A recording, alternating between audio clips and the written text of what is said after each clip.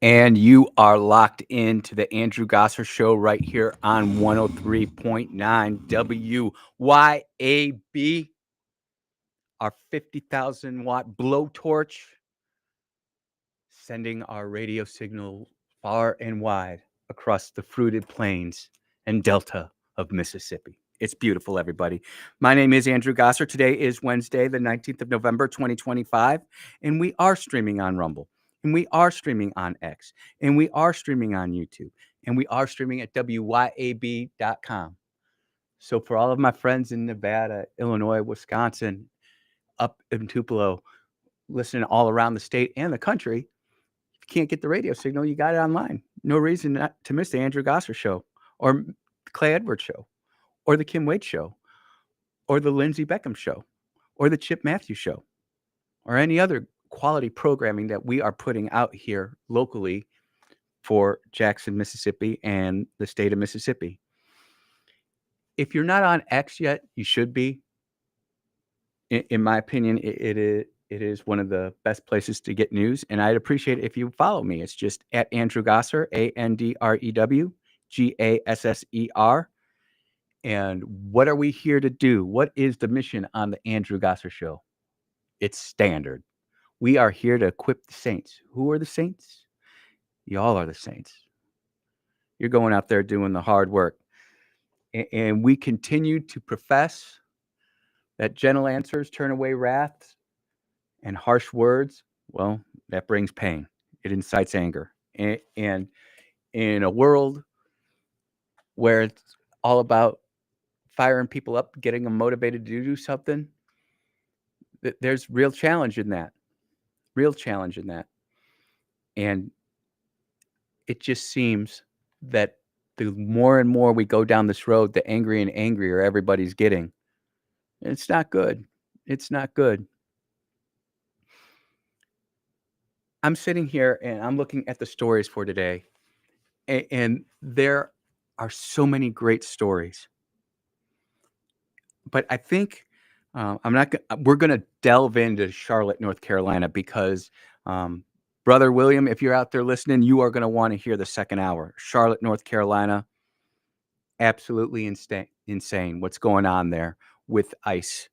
And it's a good thing. It's actually a good thing because you are seeing the effects, both the positive, right, and the negative effects of what's going on there. And the negative effects are not what you think. It's not going to be what you think.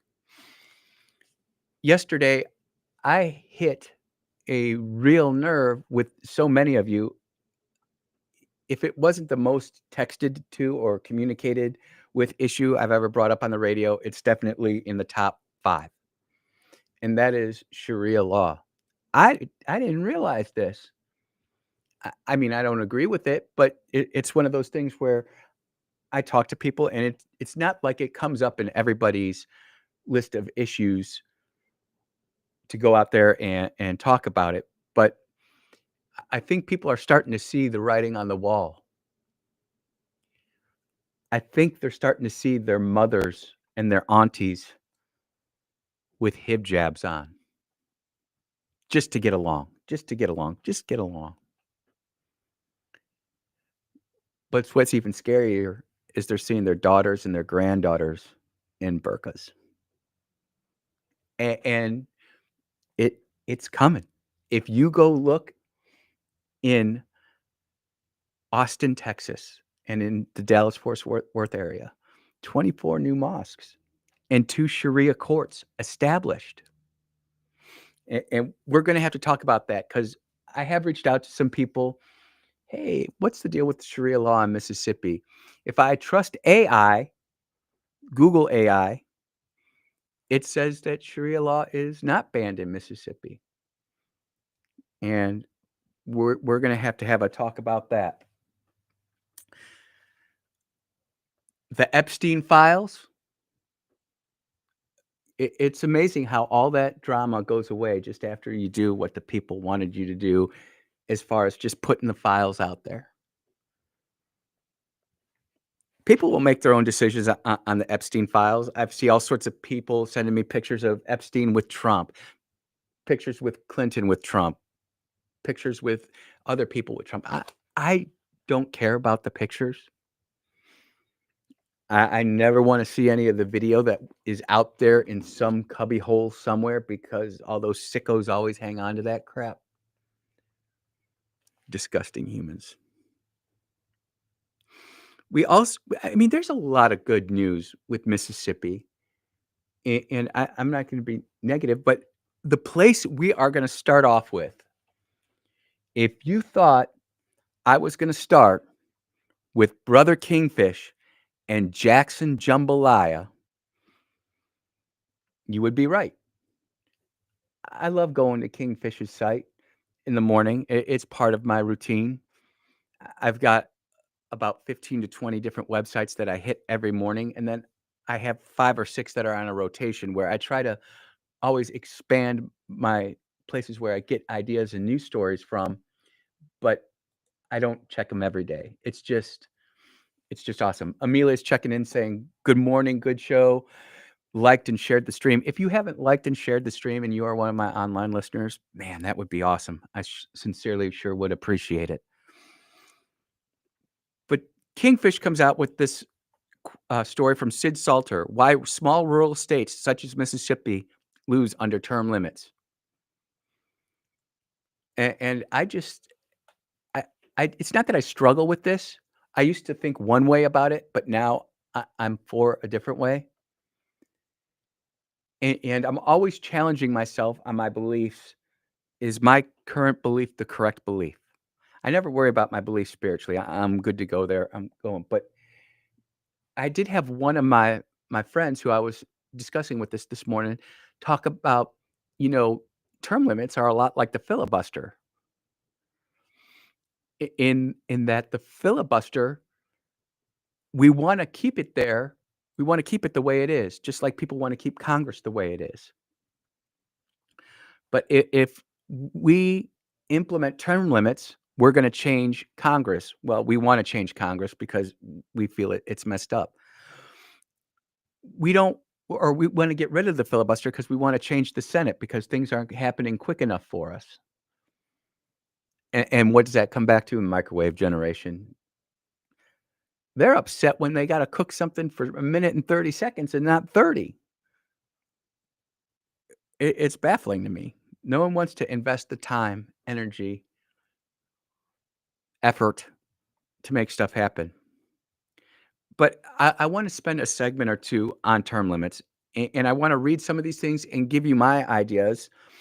And then I would love to hear your ideas. If you want to be part of the show, 601-879-0002. Text line's always open, 601-879-5060. And here we go. Every few years, somebody in Washington dusts off the old idea of congressional term limits and holds up a silver bullet that will fix everything wrong with American politics. I'm not sure term limits is the silver bullet. I'm not sure at all. But there are things out there. The pitch sounds good. Throw the bums out, stop career politicians, and make Congress more real, like real America. And we all have our examples of people who've been in Congress too long. If I'm not mistaken, Benny Thompson's our longest serving congressman in Mississippi. And obviously, Senator Wicker's our senior senator.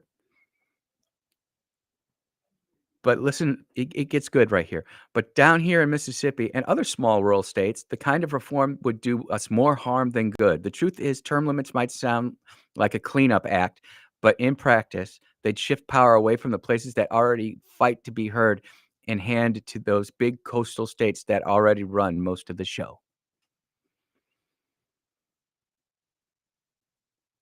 So they're already starting to make, or Sid's already starting to make this argument. Let's start with how the Congress really works. It's not a job that you master overnight. There's a steep learning curve. This is true. It's not just a steep learning curve for Congress, it's a steep learning curve for dog catcher, mayor, president, alderman, county supervisor, school board member, election commissioner. There's steep.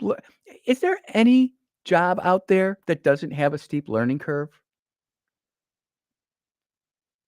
I I I think all jobs have steep learning curves. Some jobs are easier to master, but those first couple hours you're starting a new job, the first time you drive a tractor, the first time you mow the lawn, the first time you operate the weed whacker. My favorite is the first time you actually working with electric fencing and you see somebody not respecting the fence and they get hit with my Stay Fix 1200 intelligence fencer and they get about 8,900 volts. Yeah. They learn that's a steep that it right there, that is a steep learning curve.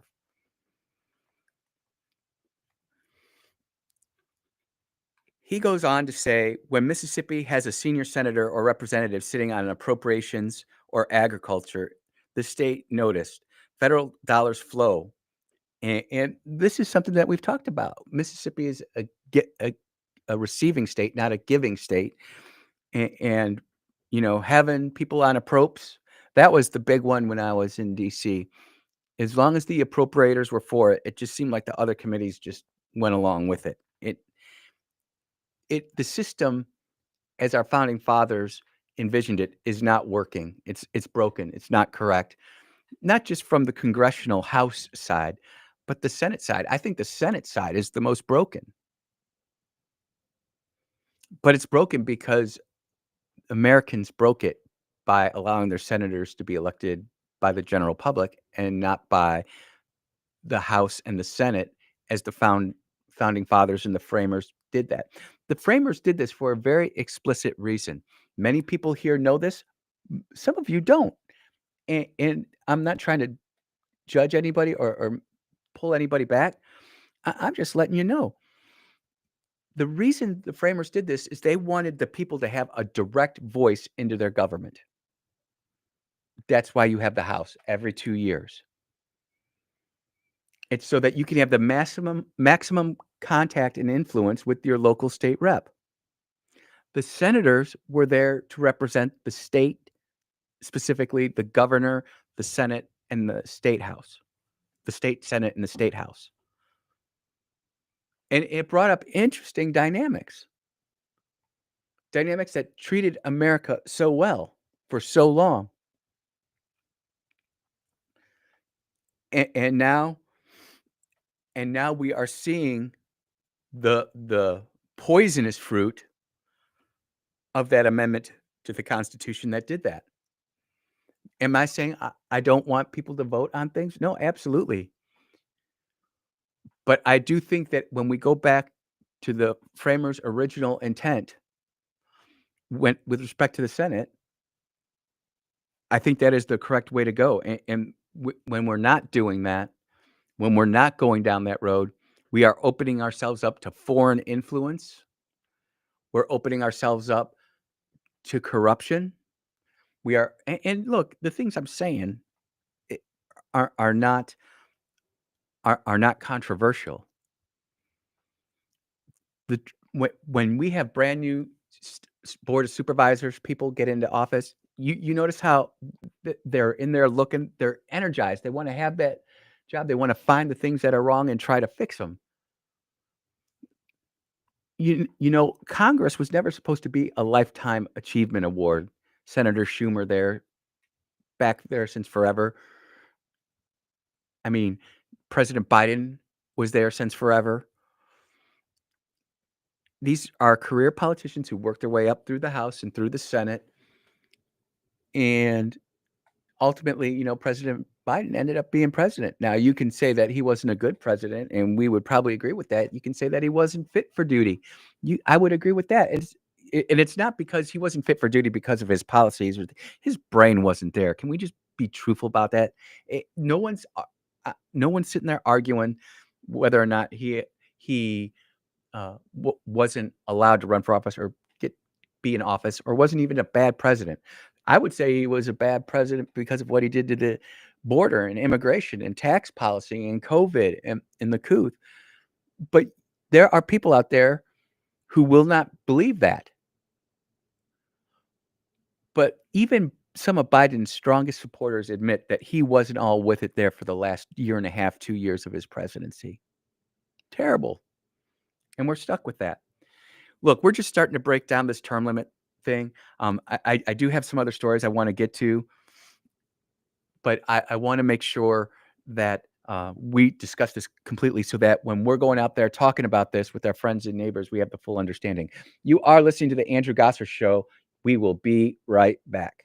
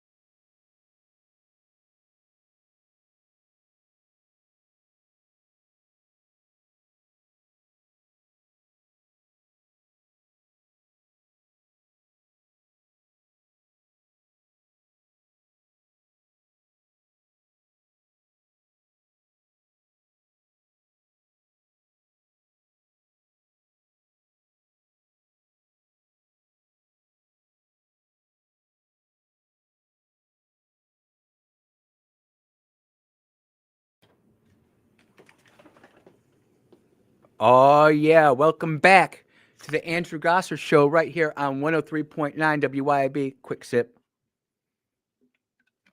We're moving and grooving today. We're talking about term limits. And I want to get into some of the arguments that Sid makes because I think they're valid arguments. I agree with some I disagree with, and some with, or some I realize that they might have some negative influences, but I'm at the point to where I'm tired of people going to Washington, enriching themselves, turning themselves from barely scraping by to a multi-millionaire in Congress because they get to use all the tools and goodies that we don't get to use because they're a congressperson, so they get to see the bills that are coming through. How is this going to affect Intel? How is this going to affect Nvidia? How's it going to infect Nvidia? That's almost like a Freudian slip, but I have nothing to do with Nvidia. But there we go. The idea that term limits weaken the Washington establishment is a nice talking point. Or how about the Jackson establishment? If you want to talk about that. The idea that term limits would weaken the Washington or Jackson establishment is a nice talking point, but the reality is the opposite. They strengthen it. When you kick out members who have finally learned how to do the job, you even hand more influence over to the permanent government, the staffers, the lobbyists, the career bureaucrats who never leave. That's true. And the point that I would also make is that we do have term limits right now. There are those of us who are very active in politics and we pay attention to it. We take our civic duties very seriously. We go out, we vote every election, we go do the things we need to do. But there is an enormous section of the electorate, the people who have the eligibility to vote, but do not. Why they don't vote, I couldn't tell you.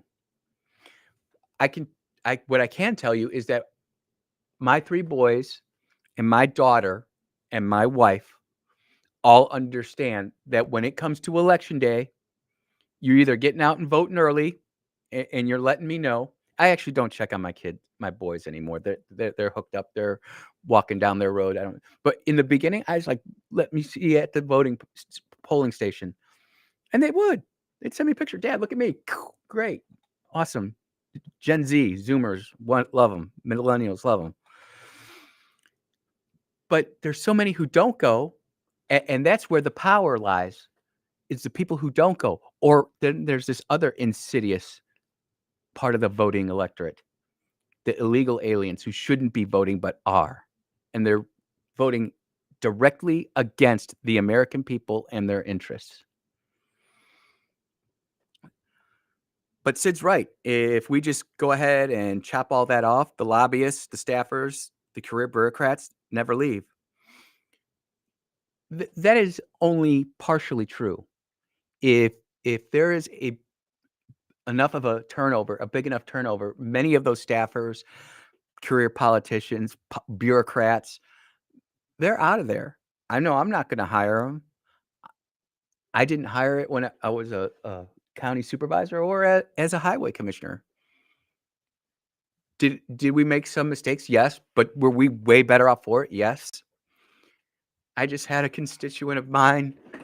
I haven't been elected in 5, 6 years. It's been a while. But the whole thing about it is he still calls me up every year on the anniversary of us fixing a bridge that they said couldn't get fixed for over 30 years. And in under a year, we had it fixed. The media hated it. The political establishment hated it. It wasn't even that hard. All it took was somebody in a position of power to say, yes, go do it, and off you go. So you can get rid of those people. The second big problem with term limits is that term limits don't level the playing field between big and small states. They tilt it. Large states like California and New York have deep benches of political talent. There is the key word, deep benches. Do we have deep benches here in Mississippi?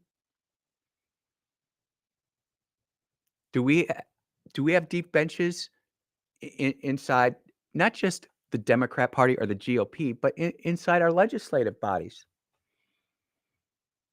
I'd argue that is at least questionable and debatable.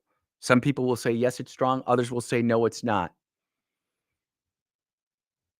But Again, this is why I always stress about being a precinct delegate because it teaches you. There, there is nothing you can go through all the schooling and all the book smarts and go read all that as much as you want, but until you actually do it, you really don't know what you're getting yourself into, and you don't understand how the system works. And precinct delegate, in all actuality, if you really wanna be an overachiever like me, you'll take it seriously like you're running for county supervisor or senator, and you'll spend time developing and cultivating relationships inside your precinct so that when the time comes, out you go, and you win. But if you wanna use the money route where the big money comes in, um, you don't necessarily have to do that. But what I will say is that especially in smaller campaigns, small grassroots campaigns, the local people who have a little bit of money always end up doing well, not a little bit, but some money, end up always doing better than the people who are just banking on the money. We have lots of political talent. Are we promoting them up the bench? Not as much as we like, although we do have to give some credit to the GOP. If you look, they are bringing in a lot of Zoomers, and I'm happy to see that. We should respect that and honor that and support those young conservatives out. If you force them out every few years, we not only lose experience, but clout inside their own parties. That's the real problem. See, so that's another disagreement I have with Sid is that you're not losing clout inside your own party. I don't, I don't, I don't believe that at all. You're the congressman there that's been elected. We have to change him out. We got to find somebody else. Go find something else to do. Whether we want to like this or not, what Sid is arguing for is for Chuck Schumer and for Benny Thompson and for Nancy Pelosi and for Lindsey Graham and Mitch McConnell and some of these. But you know what that also means?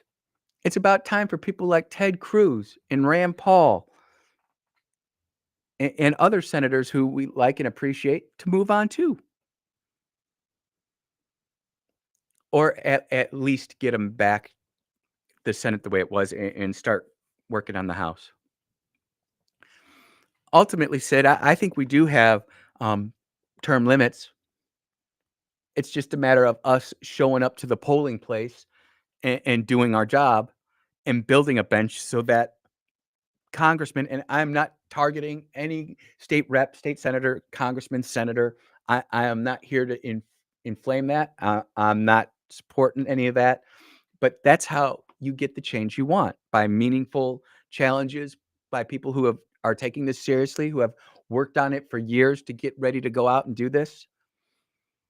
That's how it's got to work. And if it doesn't, we'll keep on going in the same crazy loop. That being said, if we could get term limits passed, I would go for it because I genuinely believe that after the learning curve, we would figure out how to make that happen. But there's so much more that needs to happen besides term limits. We need banking reform. We need reform inside Congress that don't allow them to trade stocks. We need all of that. And just to do this one thing, I think would be a bit of a stretch. You are listening to the Andrew Gosser Show right here on 103.9. We will be right back.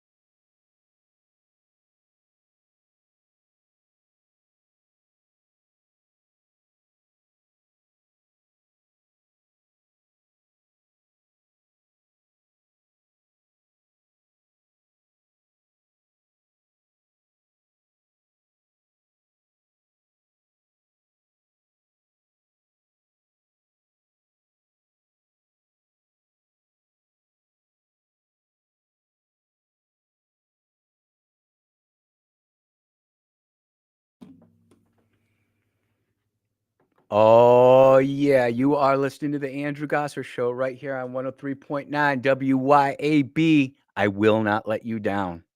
I will do the research. I will do the show prep. I will most of the time get the answer right. Sometimes if I get it wrong, I'll correct it. I don't get stuck up on that. During the break, it was wonderful. I just got the news. I bought a half a cow, and it's going to be ready for pickup tomorrow. I'll probably pick it up on Saturday. But oh my goodness gracious, I am looking forward to eating right. Hundreds of pounds of hamburger, 30, 40, 50 pounds of steak. We'll be set up. Sweet Bea, we're eating well. Sweet Toots, we're eating well. Just want to close the loop on the term limits thing, because I also did get a text from somebody who I really respect inside the GOP who said, don't you think you're being kind of tough on the GOP? And I don't. I think we should have a real big push to bring in the Zoomers and the Alphas. And I have to look no further than going to Ole Miss, the Turning Point USA event. So many young kids, trying to get involved, trying to be active voting citizens. We like that. But you know what? Some of these kids have the aptitude, get ready to start going ahead and doing things that perhaps that their elders did not think that they were ready for. Last story, and then we're going to switch. We had a 17-year-old run for office, and she was going to be 18 on election day, so she fell through all the things, and the GOP tried to stop her. The GOP tried to stop her, and she was so conservative, pro-life. I mean, 17 at the time, 18 and she ended up getting to run. She didn't get kicked off the ballot, which is, I feel, in a lot of aspects, getting someone kicked off the ballot. If you actually do get somebody kicked off the ballot, your very next operation is to go to church and pray and thank God for that, because that normally doesn't happen. It's just so tough to get someone kicked off the ballot. But the GOP tried to kick her off. And my point to that is that we need to make sure that we have people who have ran for office are constantly mentoring these kids. That's why we love Turning Point USA. That's why we love GOP and their youth outreach. That's why we love you, because you're supposed to be the outreach. If you're listening to this and agreeing with this and you're not out there mentoring somebody, I'm not saying you're wrong, but you should find somebody to mentor, so it doesn't all die with you. It's a great opportunity for you to pass along some institutional knowledge and legacy. But that's all I've got with the voter or the term limit issue. And again, thanks to Brother Kingfish who posted that. He posts great stuff. And the things that I like about it are, you're not going to find it on all the usual suspects. So with that, let's continue in the local / state Mississippi trend, because in the next hour, it's going to be a lot more national. Toyota investing $125 million into Blue Springs plant. This is coming from the Magnolia Tribune and Daniel Tyson. This is just more economic investment into the state of Mississippi. We just need more economic investment to make sure that our agriculture stays agricultural, because when it does all hit the fan, farmers are going to be the ones who get us through it.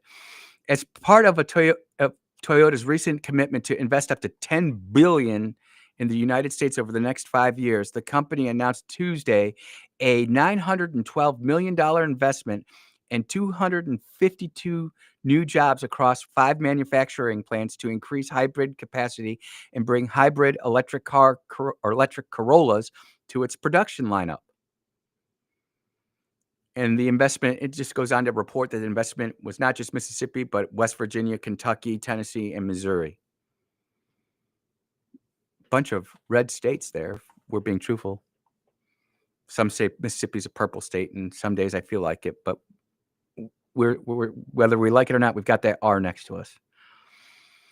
The Mississippi plant employs about 2,400 people and represents a $1.3 billion investment.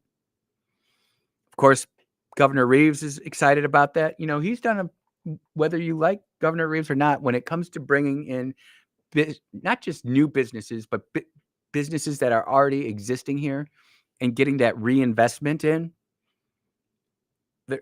they're doing a good job. If I had a critique, I just wish we had a New York task force and a California task force that would go out and identify conservative businesses, say, get the heck up out of here, come to Mississippi. Yep. Just great news. Just great news for Mississippi. More jobs, meaningful work, meaningful labor. We're always looking for stories like that. And if you see something like that, I would certainly reach out and make that happen. There are some other good local stories coming from Mississippi Today, Dark Horse News, Mississippi Free Press. Let's go to Dark Horse News. Why is it that the left won't necessarily cheer a police officer getting hurt, but they don't really care about it? But the moment they find out that that police officer was a canine unit, death penalty. All hell's breaking loose. That person who hurt that dog can go straight to you know where. Dark Horse Press. Teresa Appel. South Haven. Ronald Pilkington, who investigators say fled a traffic stop last week, leading to an incident that injured a police canine, is in custody. Canine Officer Dagger was deployed into duty during an attempt to apprehend Ronald Pinkerton, a 3-year-old. He's a 3-year-old Belgian Malamute, was struck by a vehicle and injured. Now Dagger's going to be all right. And as someone who has actually funded these dogs, do you know how much these canines cost? They're as cheap as $80,000, but I've seen some go for $150,000, $160,000, and that's before you or equip the SUV for canine transport, the training that goes into the human canine officer, the handler. They get the bulletproof jackets that they get. I mean, these dogs are not cheap. So when one gets hurt, people get upset, and I have to be truthful with my listening audience. If you were to ask me whether I was a dog person or a cat person, what would you say? If you said cat, you would be right. I do enjoy my barn cats. Scratch and Wheels, Sugar and Spice, Licorice, Nappy Cat, Napoleon. We called him Nappy Cat. He was a great. But as a farm owner, I have come to really appreciate my dogs. Brother Samson, Brother Isaiah, Sister Delilah, Ghostface Killer, Phoebe, Ezekiel. Yep, I love my dogs. And so when, I see somebody lose a pet, whether it be a cat or a dog, I get teary-eyed. I don't know if the camera pick it up. I get teary-eyed now thinking about Samson and Isaiah. Oh, how could I forget Max? So Dagger's going to be okay, which is great. But these are the type of news stories that I think people tune into this show to hear, learn a little bit about it. Obviously, the South Haven Police Chief is really grateful and thankful to the Tipton County Sheriff for going out and the unwavering support to find this dude. And it just goes to show you that our society is broken. Our community is broken. There's a lot of people out there who either A, are just bad people and need to be put behind bars, but all of them need ministering and discipling. And God's put that on my heart to make sure that I continue to stress that. When we get back, we've got a few more local stories, but in the next hour, you want to let people know to tune in because we are going to be talking about Charlotte and the lessons learned that they're putting out there, but no one's listening to. You are listening to the Andrew Gosser Show right here on 103.9 WYAB. We will be right back.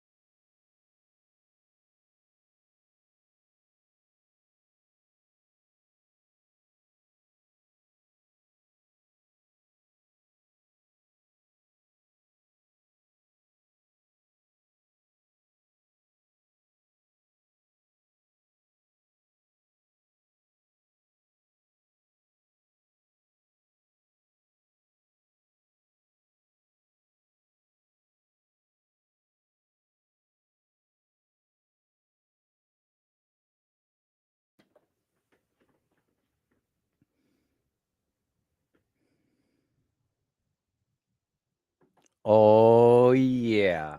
You are tuned into the Andrew Gosser Show. First hour. Zing. Term limits. Lots of feedback on the text lines. Andrew, I didn't realize that term limits were so complicated. Thank you for sharing Sid's column. I think Sid brings up great points, even though I'm against it. And I would go in there and implement term limits. And I got another text from the blunt force conservative himself, Chris Hinkle. And he adds this to the term limit debate. And I think this is important. Mississippi has not directly elected a senator since Thad Cochran was first elected in the late 1970s. Our senators were appointed to complete the term of the retiring senator, where they can then run as an incumbent with up to 2 years of cultivating relationships with donors and earmarking taxpayer dollars. Oh, Chris, you have just elevated a message that I have understood and thought, but have never been able to articulate, and leave it to the blunt force conservative to do that. Think about that. The senator retires, they bring in the new one, and I talk about cultivating relationships, getting everything. That is exactly what is happening there. Do you see how that works? I'm not saying that these senators are bad people. They're just playing the game. But we need to fix that. And Chris, it is great to know that you're out there listening. Again, blunt force conservative on X, definitely worthy of the follow. He does great work. He's doing great work. He's going to be doing some great things. And it just goes to show you the type of listener and the quality of individual that listens to WYB, who's out there that doesn't necessarily always agree with everything that we say, but they're going out there and building this thing. I am just being truthful, and I've told a lot of people this. I feel great about Mississippi. I'll tell you what, I am so glad I am not in Chicago and Illinois anymore, fam. No, don't want none of that. That's horrible. What's happening in New York? Horrible. What's happening in Charlotte? Someone did a real faux pas and let something out of the bag that shouldn't have been let out of the bag. And we're going to talk about it in the next hour.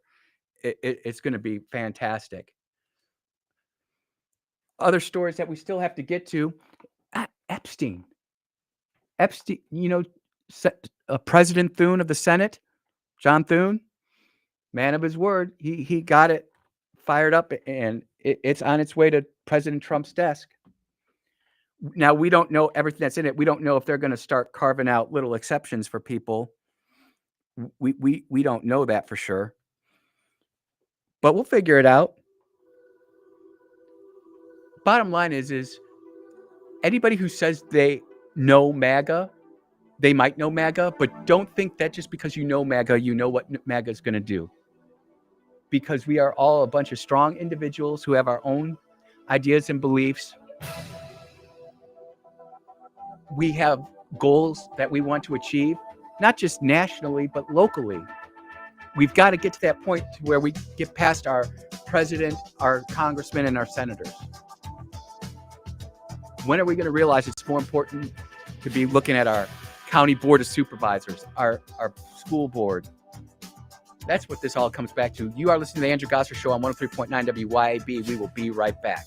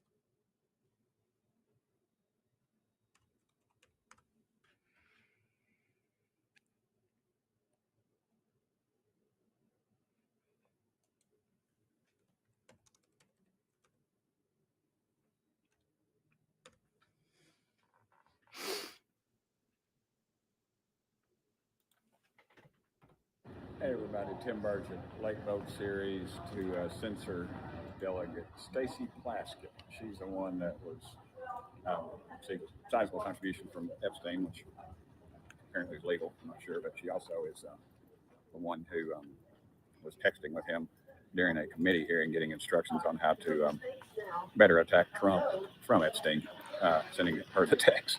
And so she's, excuse me, and 3 Republicans voted no, so it failed.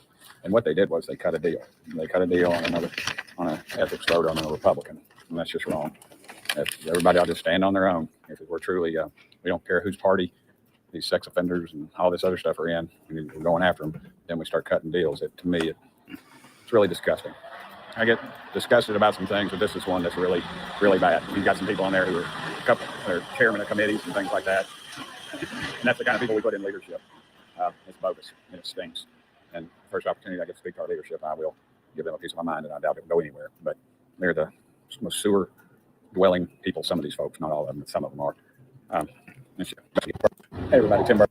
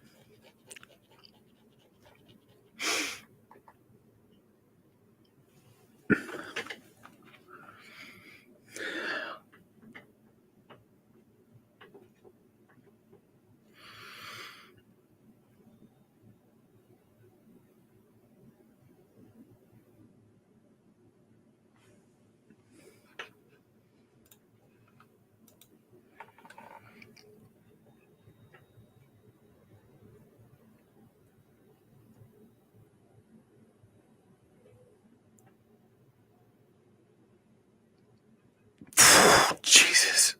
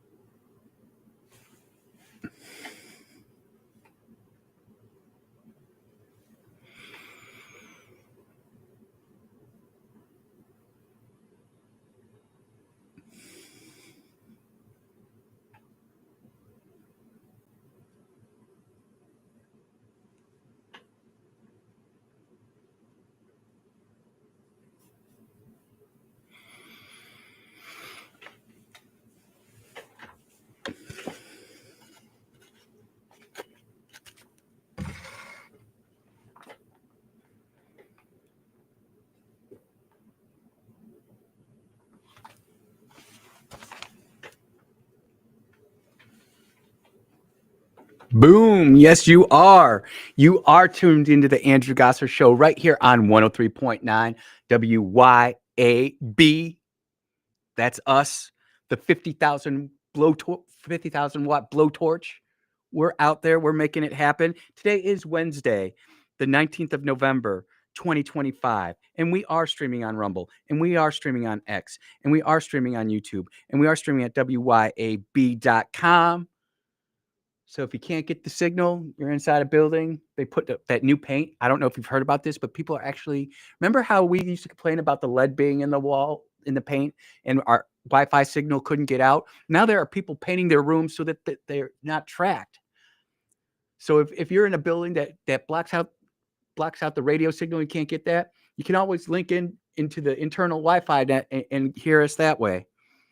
That works great. You can follow me on X, Andrew Gosser, AndrewGasser. Phone lines are open. William, I hope you're out there listening, because this hour is going to be for you. Number 601-879-0002.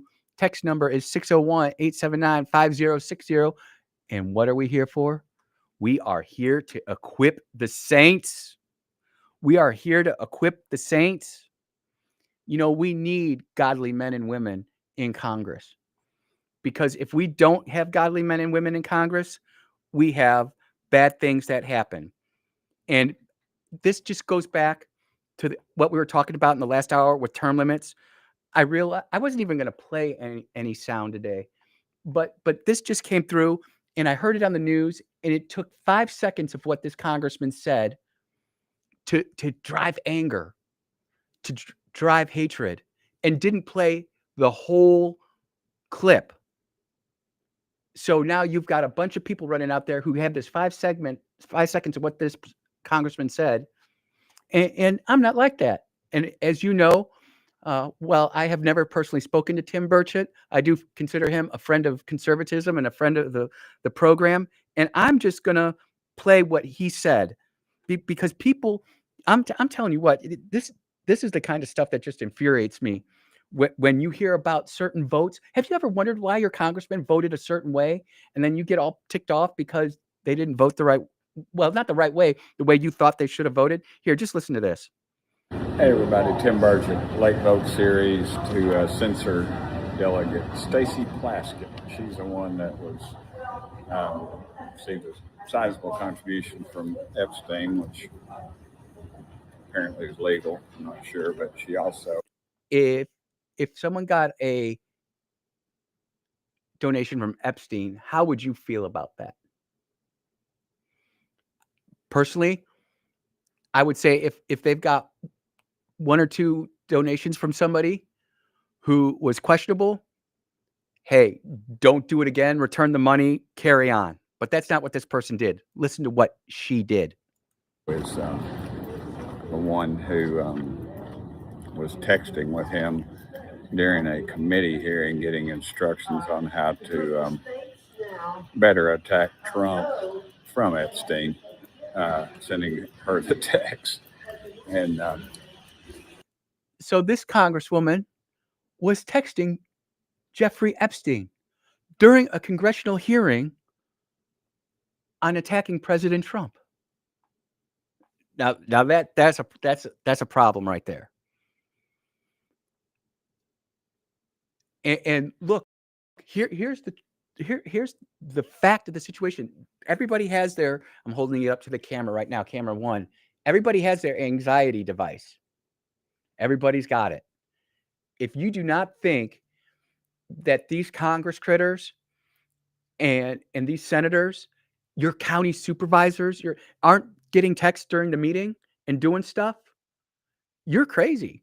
Now that might fall under the Open Meetings Act, and they might have to give up that information. But the bottom line is that they're using that. And this congresswoman was texting Jeffrey Epstein during the hearing. So she's on some pretty powerful committees, and that just tells you how corrupt this place is. But the disgusting thing about it was 4 Republicans chose not to vote. 3 Republicans voted president, and 3 Republicans voted no. So it failed. And what they did was they cut a deal. They cut a deal on an ethics vote on a Republican. And that's just wrong. They cut an ethics deal on a Republican.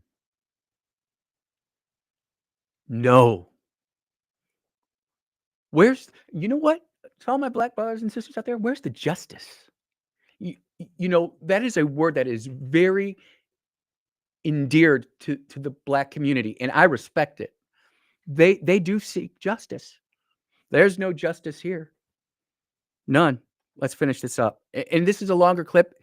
It's not going to take away from what's happening in Charlotte, but when I have somebody go portray Tim Burchett in a negative light, and I've got the chance to correct it, God willing, I'm going to do it. Everybody ought to just stand on their own. If it were truly, we don't care whose party these sex offenders and all this other stuff are in. When we're going after them, then we start cutting deals. To me, it's really disgusting. I get disgusted about some things, but this is one that's really, really bad. You've got some people on there who are chairmen of committees and things like that. Republicans who are chairmen of committees cutting deals. I don't know who the chairman is. I'm not even going to espouse any aspersions. But here's Tim Burchett, who is a Republican congressman from Tennessee who is in good standing, not only with the party, but with the conservative base as well. I don't know how he does it. But guess what? He's leaving Congress. We're going to lose Tim Burchett next year, y'all. And that's the kind of people we put in leadership. It's bogus and it stinks. And the first opportunity I get to speak to our leadership, I will give them a piece of my mind, and I doubt it will go anywhere. But they're the most sewer dwelling people, some of these folks, not all of them, but some of them are. It's just disgusting. It really is. Anyway. And there's one more part. I don't know if it's in here. I'm not going to play it because I want to move on to other stuff.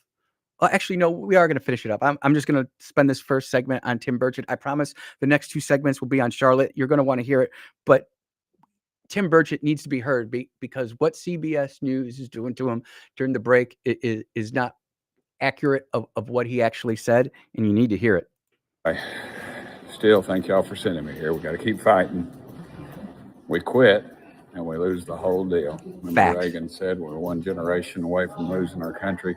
Folks, we're one boat series away from losing our country. We got to wake up. God's given us an incredible gift, and we're just blowing it. It won't be around for everybody says for their grandkids. Dadgum, it might not be around for your kids. It might not make it to the end of the year. Let's take our country back, folks. Thank y'all for sitting here.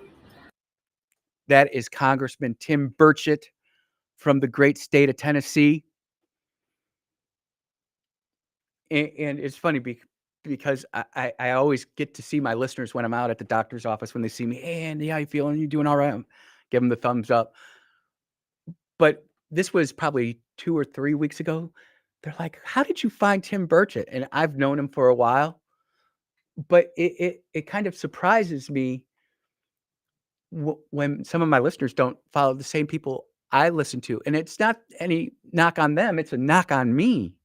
Is my job here for these 2 hours to educate and inform and equip the saints. So if you're not following Tim Burchett on X, you should be. It's just at Tim Burchett, TimBurchett. Solid dude, man. Solid dude. We need more people like Tim Burchett to go to college. And I am not throwing any shade, but I wish our congressmen and senators from Mississippi were more like Tim. Well, Congressman Burchett, I probably shouldn't call him Tim. He's a based guy. He understands. Well, look, we are going to take a break. I know it's 4 or 5 minutes early, but I want to give Max time to what's happening in Charlotte. So we're going to take our early break, and we will be right back.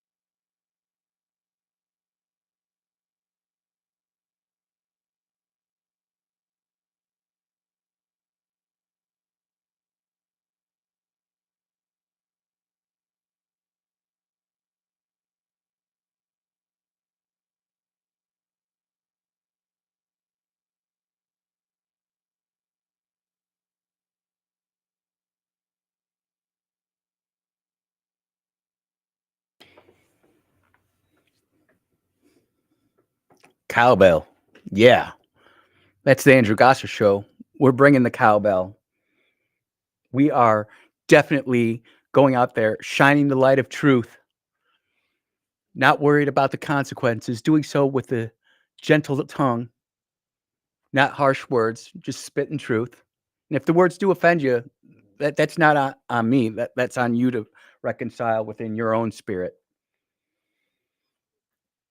Chris Hinkle has some information, and I'm going to hold that close to the vest until we get more information on that. But what I really wanted to talk about, what really got me excited, was what is happening in Charlotte with Operation Charlotte's Web.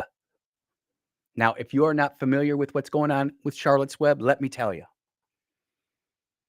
Just like they've done in Chicago, Portland, Memphis, LA, and other places, we have sent our ICE agents in to start getting out these illegal immigrants. And for all you Democrats out there saying they're not illegal, they're illegal. They're here illegally. They did not follow the procedure. It's legal. They're trying to say it's not a crime. This is just culture rot at its finest. Educational culture rot. And there are some stories coming out of Charlotte that should really make you open your eyes. And the first one is, this is coming from Fox 10 News.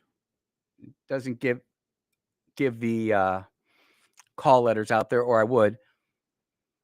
Over 30,000 Charlotte students absent from school in protest of ICE operation, reports say.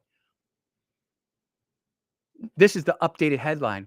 What was before there was illegal immigrants fearing deportation keep kids home from school. Now, we need to spend some time on this, because if we do not put this into context, if I just say 30,000 kids stay home, there's no real context there, right? And context is key. Whether you are a doctor, a lawyer, studying scripture, you have to have the context, because if you don't, you're hosed. So let's just read the story and we'll go through it. Over 30,000 Charlotte students were absent on Monday, according to officials. Charlotte Mecklenburg Schools said on Tuesday that the attendance data showed that 30,399 students were absent. Initially, it was reported at 20,935 students. So let's just call it 30,400 students. What's one student, right?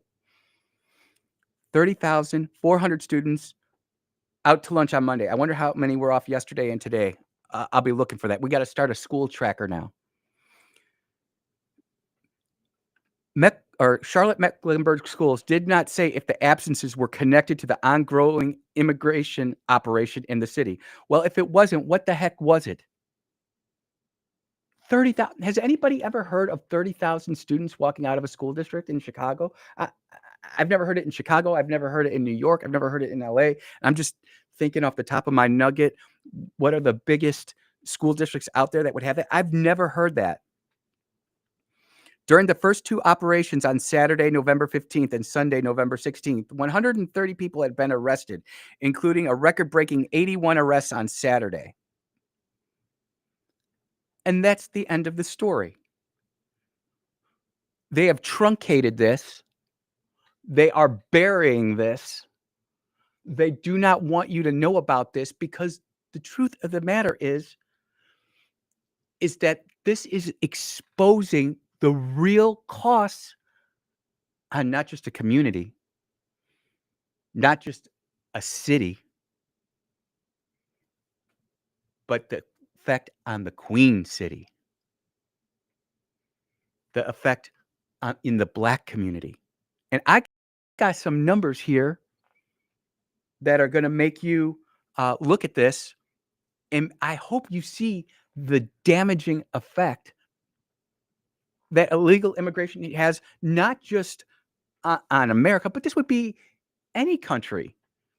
If you don't subscribe to their code of ethics, the way they do things, then leave. but don't come into another country illegally. No, no, no, no, no. So when I was talking about this with Clay Edwards this morning, we have that hour break and we just chat for 5 minutes. I'll tell you what, the way he mentors me, very grateful and thankful. Very grateful and thankful. I've come a long way, in no small part thanks to him, Kim, Matt, Jameson, everybody else who's poured into me. Thank you. That's 1,500 teachers that went from full classrooms to no classrooms. And that's if you're paying the teacher $65,000 a year. Or yeah, and if you pay those teachers $65,000 a year, that cost is $97,500 a year just in teacher salary. That doesn't include the administration, not the principals, superintendents, deans, counselors, coaches, janitors. Can we just call it $100 million in teacher salary alone going into educating illegal alien children? What about the hospital system there in Charlotte? I love Charlotte. There is a place there, a barbecue place that I like to go to there. It's a hole in the wall. I'm sure if it was in one of these bigger hoity-toity cities, they would get, code violations and shut down. But man, I love that stuff. $97,500,000 a year in teacher salary for 30,000 kids in that school system that didn't show up. Now, I hear what the left is saying. I hear you, Andy. Not all of them were illegal, but many of them were. And this is showing the plight of the school system in America that I don't think its citizens truly see. We just, free education for all. Yeah, yeah. It doesn't work like that. There is no such thing as truly free. There is a cost associated with everything. And this free education, you're probably looking in the city of Charlotte, maybe 150 million on the low end, and probably closer to 250 million and 350 million on the high end. What could Charlotte do with that money if they weren't spending it on teachers for illegal aliens? What if they didn't have this problem? Would Charlotte be a safer place? Could they take some of that money and put it into making their school buildings better, making sure everything's working great? Maybe they could put it into improving teachers' contracts. Maybe they could put it into better curriculum. Maybe they could put it into paying down their debt or fixing their roads or buying new buses. But they are stuck like a stick in the mud. They are stuck paying for all this. And there were videos out there. I tried to find some, and like I said, we've done the first upgrade. We're hopefully going to have that second upgrade ready to go by the first week of December. But I find so many of these shorts, and I do long to share them with you. But the cussing's in there, and I tried to edit a short last night for today, and my computer, it's just a dinosaur, 2018. It just doesn't want to render the video. So hopefully when we get that all sorted out, we will get that fixed and make that happen. They don't even pretend to put the other side of the story in these local news reports. They don't even give the conservative side of it. They just feel, look at how poor and sad this is. That's not journalism. That's propaganda. And that's coming from Fox. People say that I'm too soft on Fox. I'm not soft on anybody. Just call it like we see it. And I'll tell you what, these 30,000, and what I'm going to do right now for all of you, because you're already texting me saying, post it on X, post it on X. And by the way, I did post that video of Tim Burchett on X as well. I'm on X. So if you want to watch Tim Burchett give his reasoning and explanation, that'd be awesome. If you gave him a follow, that'd be great. Follow me too. I'd appreciate that. And so you can go get this data for yourself. I think it's critical that we all have this information, but it's not the schools. Businesses are shutting down. Businesses are shutting down. It is not looking good for Charlotte. And what kind of businesses are these?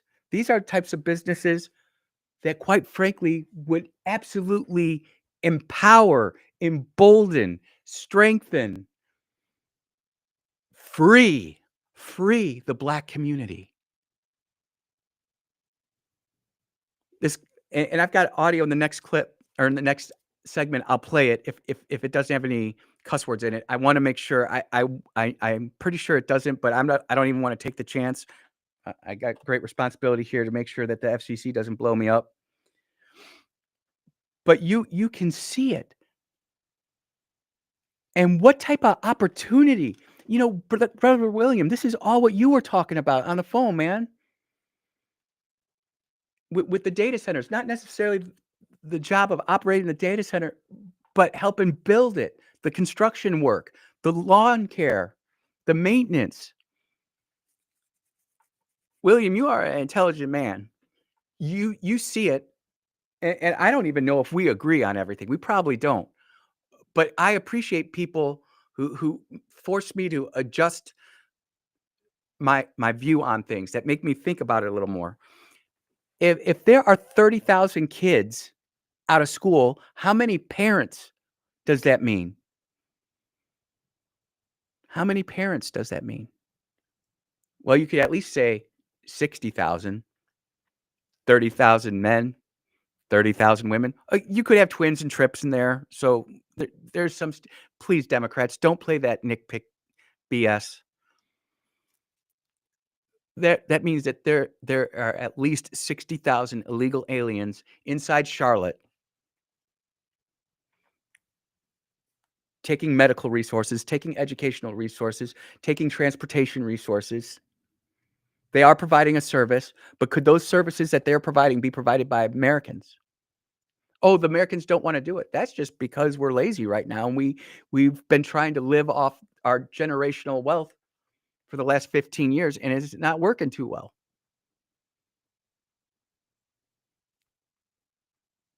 There are people who come to America illegally, work for ridiculously low wages, sleep in conditions you would be appalled of, and take their money that they make every week and send it back to Mexico, or they send it back to Honduras, or to Nicaragua, or wherever.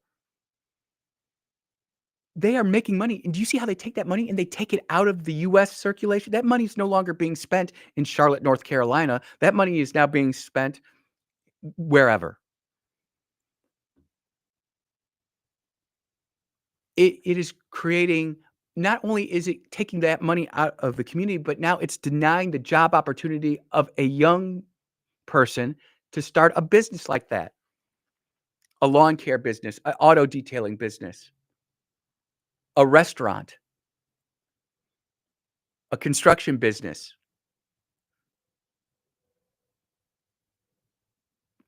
And here's the other thing that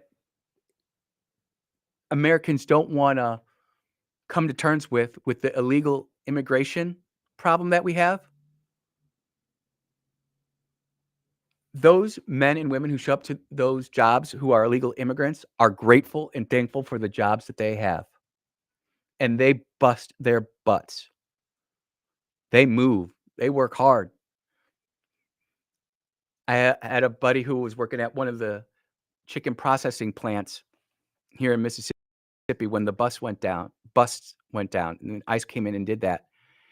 And he was telling me about how those people always showed up. They didn't whine. They didn't complain. They just did their job. They were grateful for the paycheck. They're absolute. And again, are they crushing the white collar jobs? these illegal immigrants? No. They're making the bottom line for those white collar jobs a lot better. They're making it easier to be a CEO or a CFO or a CTO, Chief Technology Officer.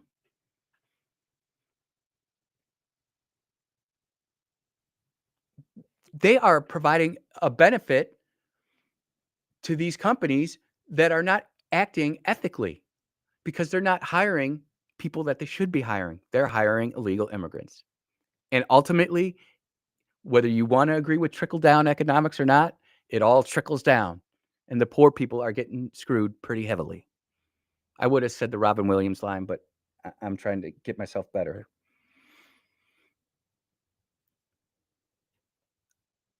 The economic opportunity inside America is still the greatest around the world. But if we do not even control our own borders, if we do not even control our own legal system and we just allow rampant immigration, legality be damned, it's absolutely despicable.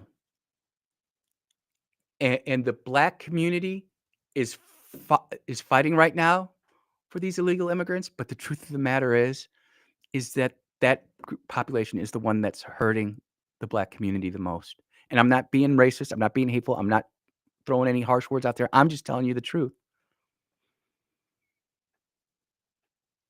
How do we get good jobs to the Delta? How do we get good jobs to Jackson? Well, we start by making sure that our labor market, the people who are in the labor pool, are there legally. That's the first step. You're listening to the Andrew Gosser Show right here on 103.9 WYAB. We will be right back.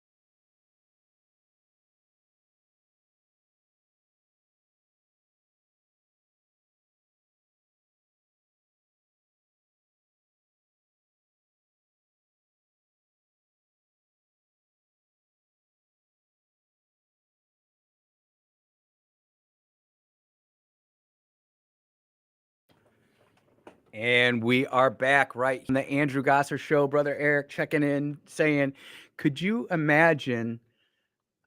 I want to make sure I read this right. Just think if that number is half and then half that number again in the other metropolitan cities, you still have a huge financial strain on American citizens and taxpayers. I added taxpayers. You're tens of billions at a minimum, probably hundreds of billions of dollars being spent on education for people who shouldn't be here. Unknown texter. Andrew, you are I'll get rid of that word, bleeping rapist or racist. These kids didn't cause this. They were just born here. Well, that's an interesting question. They were just born here. That's what I want to jump on. Can you tell me one nation on earth that says if you're born there, you're automatically a citizen and get all the rights and privileges? I'll wait. I guarantee you it's not any of the big countries, China, Russia. No one has a quote unquote anchor baby, and it's not racist. What is not being reported in Charlotte, which I know has been talked about, are the people who have legally immigrated there and are pissed. Oop. Wow, I had to deedle myself. That's just insane. I had to actually deedle myself. They are upset. I mean, they're fighting mad. You can find their TikToks and tweets and stuff out there too. But unfortunately, it's just filled with just about as much profanity as those on the other side. And I try really hard. I slip up every once in a while. Forgive me. But they're upset. I know that there are other populations besides Hispanic populations that are here illegally, whether you want to say Asian population or the Muslim population or the African population. If you're here legally, great. So glad you're here. Embrace America for all of its wonder, beauty, and splendor that it is, and go from there.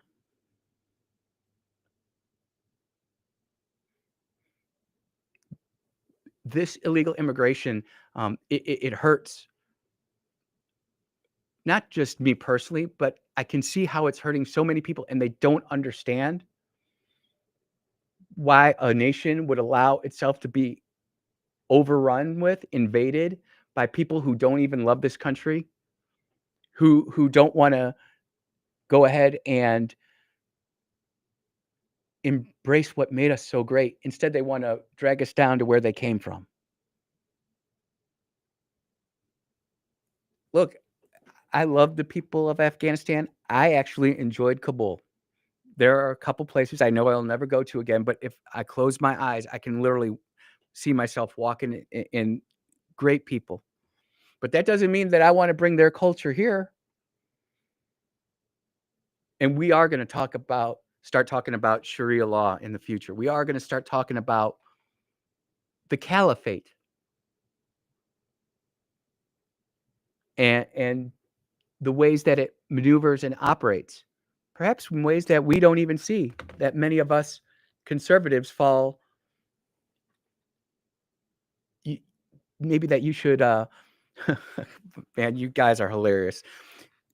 Maybe you should like our ways of doing business here in the United States and not so focused on the despotism and the misery that you risked your life to escape. I mean, think about the people from Cuba who get on a dinghy, a little tiny boat, and risk going 93 miles to get away from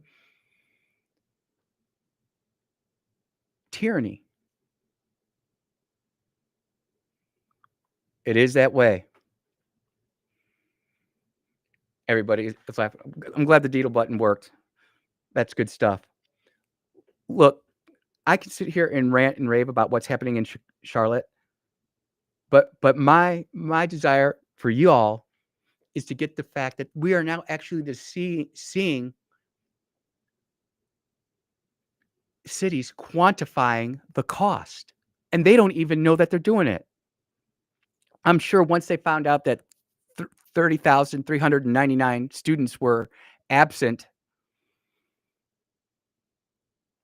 they put that out there and they're like, this is horrible. And then someone else who just looks at it from a different point of view says, wow, this is a lot of money. Let's try a phone call here. We'll see what happens. Caller, go ahead. You're going to have to call back. It's a horrible connection. Call right back. Will do. It was a horrible connection. I wasn't trying to be rude to that guy. It's just when I hear the crackling and all of that kind of stuff. There we go. Here we go. Let's try this again. Hey, thank you for calling back. Much better connection. No problem. No problem. Let me give you a little inside baseball. Yeah. When we're talking about individuals that are in the school system that do not, quote, speak English as their first language. Nope. Okay. Let me translate that for you. They don't speak English at all.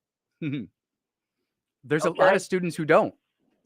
They have one, I repeat, one individual in that building who is the English language person who is supposed to assist these students through their educational experience. Now, you may have 20 kids in that building. There's one person there. So if that person speaks Spanish and the individual in the building speaks Spanish, great, fantastic. If they're from Taiwan, if they're from Venezuela, nobody there speaks that language. Okay? So what happens is, and I've seen it happen over and over and over and over and over again, the student enrolls. They cannot deny them. It's a public school. They pick them up in the bus. They bring them to the school, feed them breakfast, point out their classes to which they go to that they cannot understand. They feed them lunch, go to 2 more classes, put them on the bus, and send them home. You have, in essence, free daycare. Wow. Yep, that's just another way of looking at it. Well, why do we keep those people in the building? It's real simple. Numbers. The more numbers, the more funding. The more funding, the more staff. The more staff, and I mean by staff, I mean administrators. So follow the money. These kids, by the time they graduate, probably have a pretty good concept of the English language. Can they function? Yes. Can they understand English? Can they understand chemistry? No. Not by the time they graduate. Now, some of these folks are fine folks. They work hard. They got good work ethics. But it's going to take them 6 years to get a grasp and a concept, which English is a very difficult language to learn in itself. But when you've got students in your classroom who speak no English and you're trying to use Google Translate to explain concepts, critical thinking skills, and problem solving, good luck, because there's no person in that building that can sit down and follow that child from room to room, class to class, all that. Don't have enough staff people. Don't want enough staff people because we're making money because they've got another free lunch. You got another person in the building. Here we go.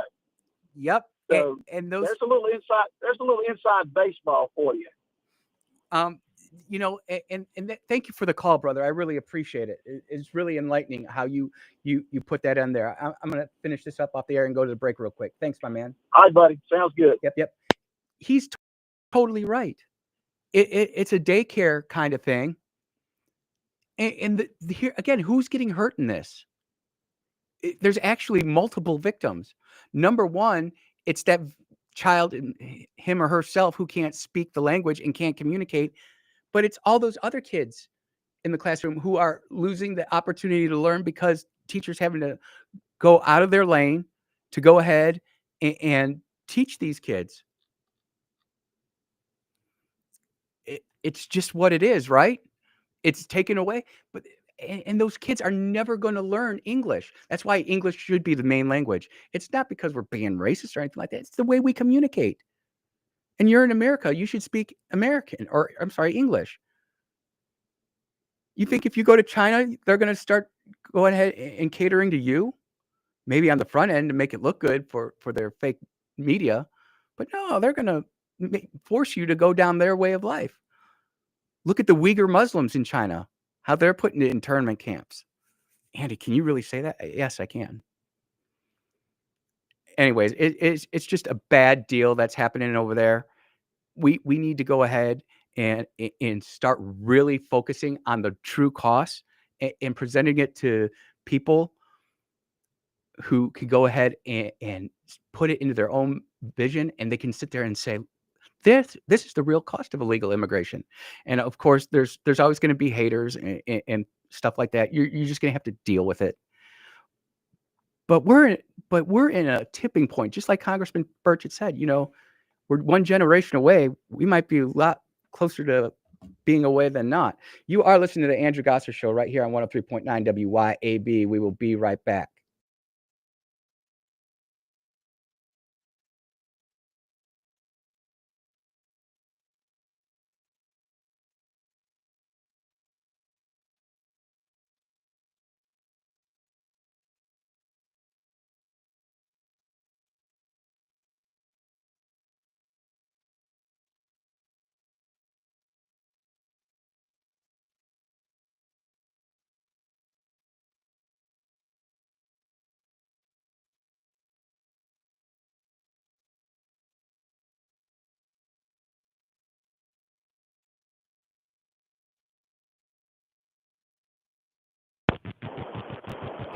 Hey, we got a bad connection. Call him right back.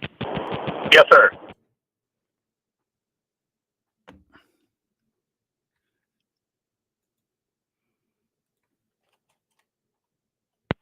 Hey, man, we're on a break. What's going on? Oh, not a problem. Hey, Andrew, just wanted to throw this out there real quick. Literally just got in the truck and caught the end of your conversation there. Yep.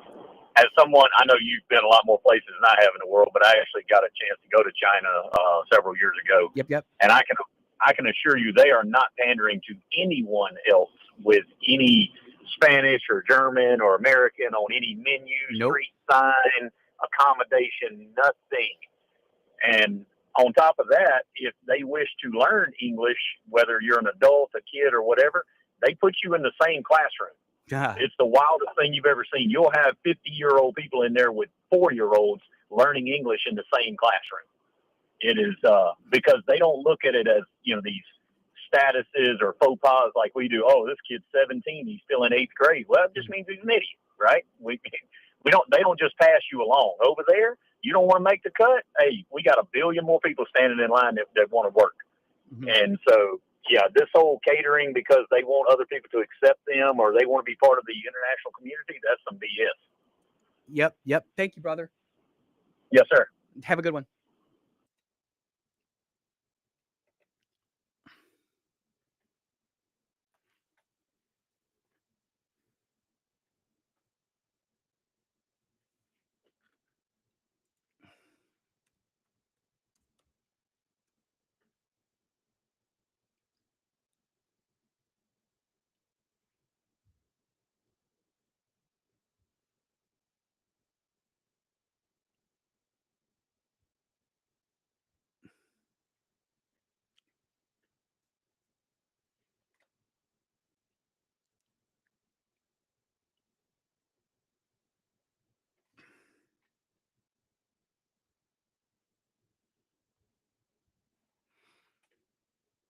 Mm.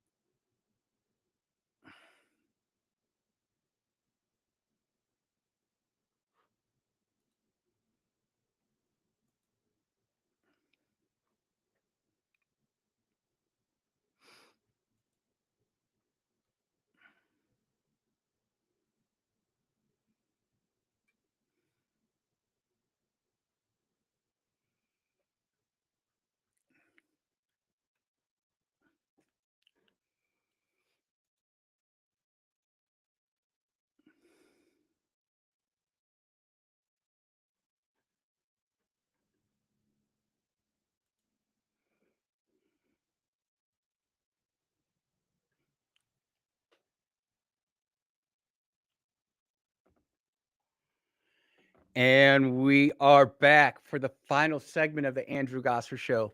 I want to thank everybody who called in, either offline or to the show. I want to thank all the texters.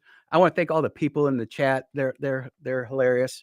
And thanks to Clay Edwards for mentoring me so well. I appreciate that. That's a good deal, man. We're going in the right direction. Look, this show, I know it was a little bit spicy. We touched on some things. Tried to keep it rated G. Tried to be honest with my opinions on it. Where I was giving my opinion, I let you know. Where I was reading from the story, I let you know. We put it all up there on X, so there's nothing to hide. And you know what? Term limits versus a filibuster. I don't think we're going to see a change in either.